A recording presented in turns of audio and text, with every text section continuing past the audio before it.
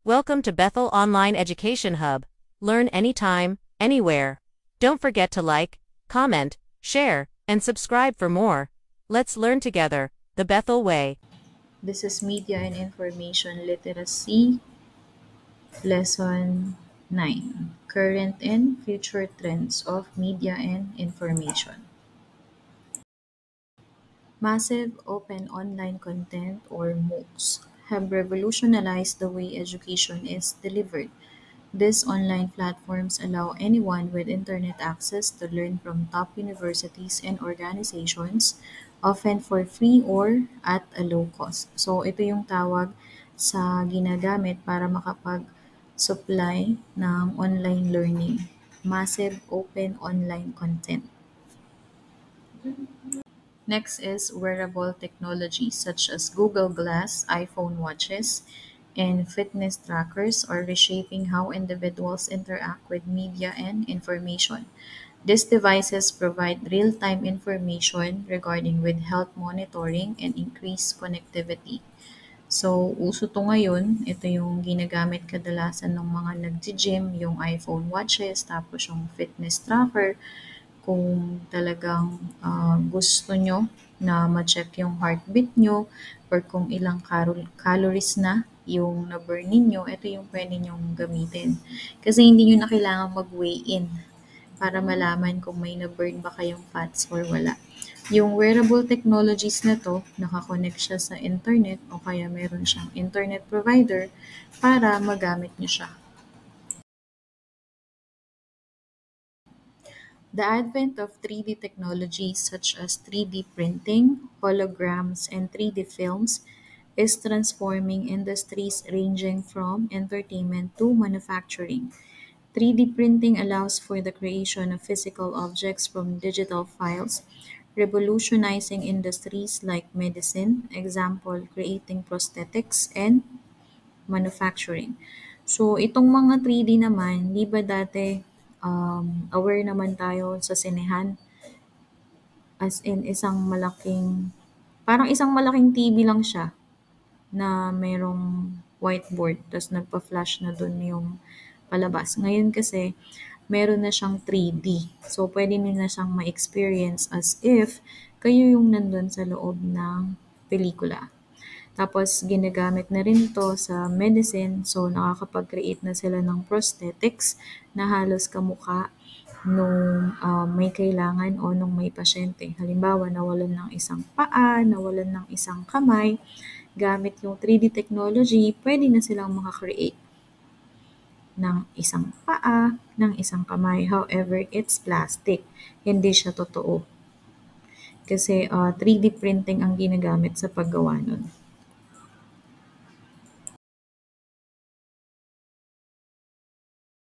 Ubiquitous learning refers to the ability to access learning opportunities at any time from any place. Facilitated by technology with the rise of mobile devices and online platforms, learning has become more flexible and accessible.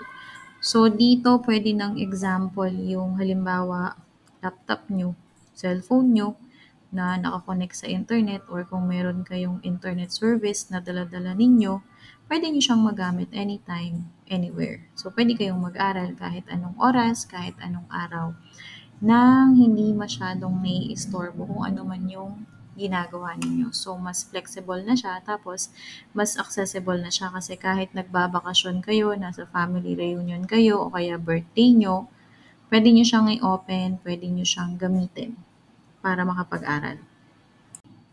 Next is some of the current trends in media and information in the Philippines, reflecting the evolving landscape of communication, technology, and content consumption. So, current trends in media and information. Number one is rise of digital media platforms. The rise of digital media platforms means the growth of online spaces like Facebook, YouTube, TikTok, Instagram, and Twitter, where people can create, share, and access content instantly. These platforms have changed how we communicate, learn, do business, and entertain ourselves, giving everyone a voice. But they also bring challenges like misinformation, online addiction, and privacy issues. In short, digital media platforms make sharing and connecting easier, faster, and wider, but they must be used wisely. So alam naman natin na 'pag halimbawa gagamit tayo ng Facebook, YouTube, TikTok, Instagram, Twitter, or kahit na ano pang media platform, kailangan lagi tayong mag-iingat kasi hindi lahat ng information sa mga social media platform na yan ay totoo. Kaya kailangan kayong maging media and information literate. Second is mobile first media consumption means that most people today use their phones first instead of TV, radio, or computers to get news, information, entertainment, and social media. Phones have become the main screen for accessing media anytime and anywhere. So, aware naman tayo dun, especially sa mga may anak na maliliit dyan, tapos may mga cellphone na. Di ba ang hirap nilang tawagin kapag halimbawa kakain na, at mahirap din silang patulugin kasi ang hawak nila palagi ay cellphone. So, nauuna pa nilang buksan yung cellphone nila pagdating nila galing ng school kaysa sa mga assignment nila. And then besides from that, halimbawa, may family dinner. Ang hirap magtawag ng makakasamang kumain kasi halos lahat ng members ng family may cellphone. So, hindi na kayo nanonood ng TV, hindi na kayo nakikinig ng radyo. Yung iba dyan ayaw ng mag-computer kasi halos lahat naman ng makikita nila, nakikita nila sa cellphone. However, tama na yung cellphone na 'to makakatulong para makapag-access ng media anytime, anywhere. Pero mas mabuti din na medyo bawas-bawasan natin, lagyan natin ng limitations. Kasi nagkakaroon din kasi ng tinatawag na addiction, media addiction or internet addiction sa paggamit ng mga devices na 'to ng sobra. Third is the growth of video content. It means that videos are now one of the most popular ways people consume information and entertainment online. Platforms like YouTube, TikTok, and Facebook make it easy to create and share videos, which are more engaging and easier to understand than text. Video content is growing fast because it grabs attention, explains ideas clearly, and entertains at the same time. So, gawin na lang nating example yung pandemic. 'Di ba nauso yung TikTok during that time, naging popular siya. Lalo na sa mga kabataan nung time na yun kasi wala silang magawa eh. Paulit-ulit yung pinapanood nila sa TV, puro lang replay. Kasi nga may COVID. So ngayon, para mag-enjoy sila, para ma-entertain sila, nagve-video sila ng mga sarili nila. Eh yung mga videos na to, kung saan-saan niya nakakarating all over the world. So, iba't ibang klase ng tao ang nabibigyan nila ng entertainment, iba't ibang klase ng tao ang nami-meet nila, nakakausap, nagiging friends nila because of the growth of video content. 'Di ba ngayon pwede ka na rin kumita sa paggawa ng content gamit ang video? Number four is the increasing focus on data privacy and security. It means that people, companies, and governments are paying more attention to protecting personal information online. With so much data being shared on apps, websites, and social media, there's a bigger need to keep it safe from hacking, scams, or misuse. As we use more digital tools, protecting our personal data has become more important than ever. So lahat po ng sinishare nyo sa social media accounts ninyo or halimbawa yung paggawa ng AI na yan, lahat ng sinishare nyong information na i-store siya sa World Wide Web. So siguro much better kung halimbawa after nyo siyang gamitin, pwede nyo naman siyang i-delete or i-remove kung saan nyo man ginamit yung personal information ninyo. Mag-delete na rin kayo ng history hanggat maaari. Kasi dyan madaling i-hack yung mga accounts ninyo. Number five is the localization of content. It means adjusting or changing media and information to fit the language, culture, and needs of a specific place or audience. It's making content feel local so people can easily relate and understand it. So, di ba, sa Facebook na lang, yung language dun, pwede nyo siyang gawing Tagalog, pwede nyo siyang gawing English. So, sa kung saan kayo mas komportable. Tapos, di ba nababago nyo rin yung themes nun? Pwedeng light, pwedeng dark. So, it depends. Yun yung tinatawag na localization of content. Nag adjust siya sa kung anong gusto mo. Number six is e-learning and educational media.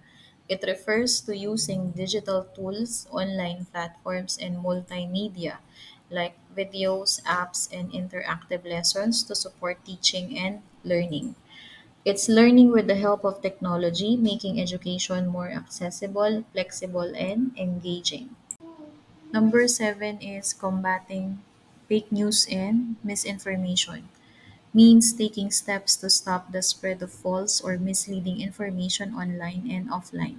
This can be done by fact check, thinking critically, verifying sources, and being responsible when sharing content. It's about learning to spot the truth from lies so people don't get misled. Next is digital transformation in traditional media. It means newspapers, radio, and TV are now using digital tools and online platforms to share news and content. Instead of only printing or broadcasting, they also publish on websites, social media, and apps to reach more audiences. Traditional media is going digital to stay relevant in today's fast changing world. Advocacy through media means using media platforms like TV, radio, social media, or online campaigns to promote a cause, raise awareness, and encourage people to take action. It's speaking up for what you believe in and spreading the message using media. Lastly is the advancement in technology. It means the continuous improvement of tools, machines, and systems that make life work and communication easier and faster. It's how new inventions and innovations help people do things better than before. Next is the predictions of future media innovation. So, first one, artificial intelligence. Artificial intelligence or AI is the use of smart computer systems that can analyze data and patterns to guess or forecast what might happen in the future. AI makes predictions by learning from past information, like suggesting movies, forecasting weather, or even detecting possible health risks. So ngayon, meron naman na tayong AI. Bukod sa pagpo-forecast ng weather, bukod sa pagbibigay ng mga movies before, ini-AI niyo na din yung mga pictures niyo, 'di ba? Para mas maganda siyang tingnan, para mas formal, tapos mas acceptable. And then meron din tayong virtual reality and augmented reality. It means looking at how these technologies might grow and be used in the future. So VR or virtual reality creates a fully digital world you can experience kagaya ng games. Tapos AR naman or augmented reality adds digital elements to the real world. If ever nakapaglaro na kayo ng Pokemon Go o kaya yung mga AR filters on Snapchat, yun siya. VR and AR are predicted to become more common in education, gaming, shopping, healthcare, and training, making experiences more interactive and realistic. Actually, may AR naman na ngayon. Kung may na-visit na kayong mall, may VR, sorry. May virtual augmented reality na sa mall kung saan um, mas sikat 'to sa mga bata, eh, kasi games ang napapanood nila habang naka-VR sila. And smart cities and IoT. IoT means Internet of Things. It is using technology and connected devices to make cities more efficient, safe, and comfortable for people. IoT Or Internet of Things connects everyday objects like traffic lights, cars, or home appliances to the internet so they can collect and share data. Smart cities use this data to improve transportation, energy use, waste management, public safety, and communication. In short, smart cities plus IoT is technology working together to create a better, smarter places to live. Sa pagkakaalam ko may IoT na din, hindi yata dito, baka sa Amerika pa lang. Yung internet over things kung saan meron ka ng internet sa bahay, meron ka pang internet sa kotse. So, kahit saan ka pupunta, makikita mo kung anong nangyayari sa bahay nyo. Hindi siya hindi siya type ng CCTV camera. Camera siya, pero ibang camera kasi siya. Paglagay mo nung camera na yon, halos lahat ng parte ng bahay mo kita. Pero isang camera lang siya. Basta meron kang internet, gagana siya. Tapos yung mga traffic lights, ba't ba siya nag stop and go? Dahil siya sa paggamit ng IoT or internet.